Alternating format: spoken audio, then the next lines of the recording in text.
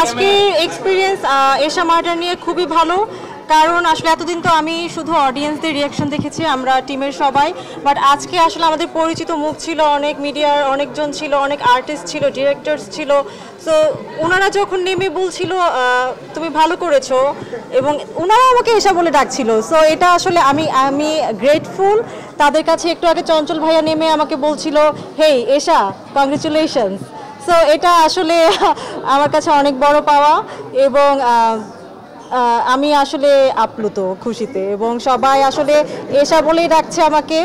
আমার নামটা আসলে সবাই কম বলছে, এবং একজন একটা ভুল কোয়েশ্চেন করেছেন যে কেন্দ্রীয় চরিত্র আসলে একজন নারীকে নিয়ে না।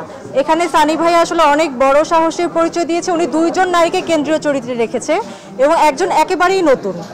সো আমাকে যে নতুন হিসেবে উনি আসলে এত বড় একটি সুযোগ দিয়েছে, এত বড় একটা অপরচুনিটি আমি পেয়েছি। আমি আসলে আমাদের ডিরেক্টর সানি সানোয়ার ভাইয়ের কাছে অনেক বেশি কৃতজ্ঞ।